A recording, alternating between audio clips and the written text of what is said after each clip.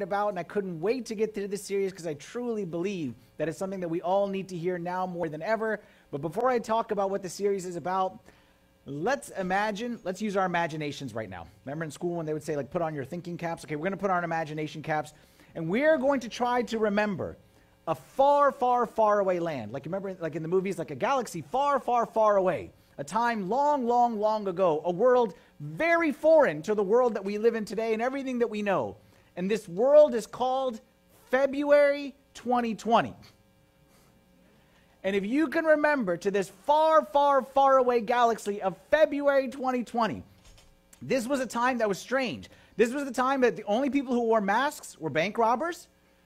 Corona was just a drink on a menu, on the bad menu that we don't like to look at, okay, when we go to the restaurant. And none of us could even spell the word pandemic, much less define what it was. It was just something they talked about in movies, and it wasn't realistic movies. It was those science fiction movies that would never, ever, ever happen.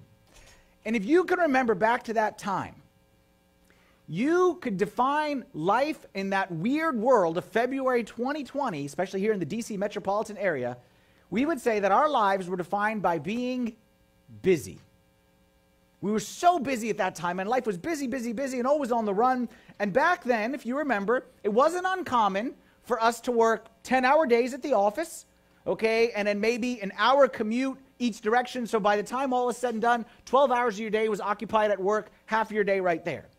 It was not uncommon that our kids would go to school, 6, 7 hours, 8 in the morning till 3. But then when you add in like the before care, because we dropped them off early because we had work. And then, of course, they had clubs after school. And then they had sports. And then they had their piano lessons. And then, of course, they had to take French immersion classes, whatever it is, because who could survive kindergarten but only knowing one language? But we had to have our kids knowing those languages. So by the time all is said and done with all that, and then you add in homework, most of our kids were gone for 12 hours a day, 7 to 7, something like that.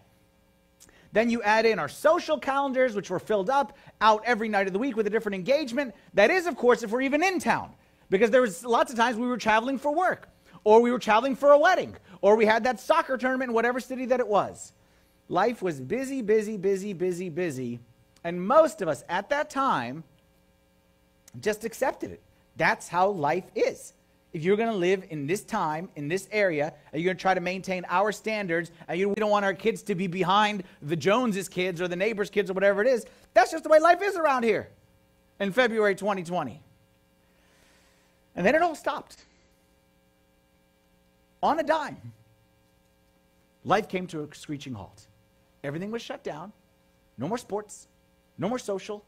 No more events. No more going to work. Like back then, work, our greatest challenge in work, this is when the technology was still new, was figuring out, like, what's the best brand of sweatpants that we want to invest in. Like, that was our real work when March hit. There was no social engagements. There was no nothing. Back then, even there was a time where we were even scared to go to the grocery store, and we did the unthinkable. We ate the food in the back of the pantry. You know that stuff that you never get to the back of the pantry? You just kind of put stuff in front of it? We ate that food in the bottom of the freezer. That's what we did during that time. We did weird things like we took walks. We played board games. We did puzzles. We talked to our neighbors, even the weird ones. We talked to people. We made phone calls just to catch up with people. And what we realized is that life didn't stop.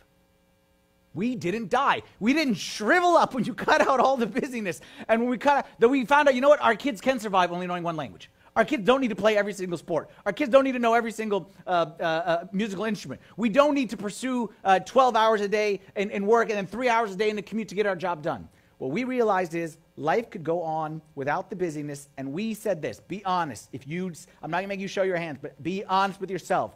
How many of us said this? I'm never going back to the way things used to be. How many of us said, I'm never going back to the way things used to be? We learned so much. That life doesn't have to be that crazy. That we can live a slow life. That we don't need to be out every night.